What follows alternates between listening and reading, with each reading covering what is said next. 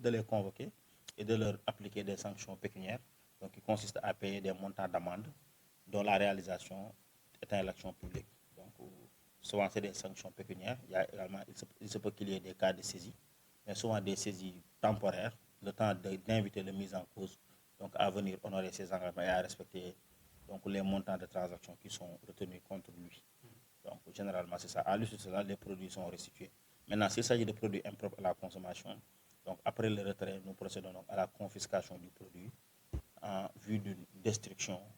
Bon, il y a quelques moments de cela, quand même, il y avait des craintes donc, injustifiées pour le cas du sucre. Parce que les gens craignaient donc, une situation de pénurie. Ça s'expliquait par le fait que depuis un certain temps, donc, c'est le sucre de la CSS qui est disponible sur le marché.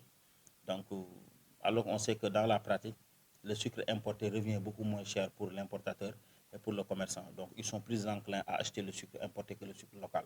Donc, c'est pourquoi il y a eu une réticence de leur part. Donc, mais quand même, le sucre de la CSS est disponible sur le marché en quantité suffisante. Nos services qui sont à Saint-Louis, pour le cas de Richard et à Dakar, vraiment procèdent à des relevés de stock au minimum 2 fois par semaine pour s'assurer de la disponibilité de ce produit-là au niveau des dépôts de la CSS à Richard Toll et à Dakar. Donc, c'est ce qui nous pousse à dire que le produit existait déjà. Donc, parce que l'administration du commerce donc, mise sur la disponibilité du produit. C'est-à-dire, comme disent les Blangana Nam Nefa, donc on fait l'essentiel pour que le produit soit d'abord disponible. Donc, c'est cette disponibilité-là qui nous permet maintenant de faire respecter les prix. Donc, pour le cas du sucre, vraiment, il y avait une certaines rumeurs qui ne se justifiaient pas. Par contre, pour le cas de l'huile, effectivement, les cours mondiaux n'étaient plus favorables parce que c'est un produit importé. Donc, avec le coût actuel du dollar, ça a fait qu'il y a eu une petite hausse. Mais ce qui nous aide un peu, c'est que les prix qui ont été fixés au mois de juin 2024 ont été fixés au plafond. C'est-à-dire qu'il y a un seuil à ne pas dépasser. Heureusement, il y a eu quelques augmentations, mais ça n'a pas encore atteint donc, le plafond qui a été fixé depuis le mois de juin 2024.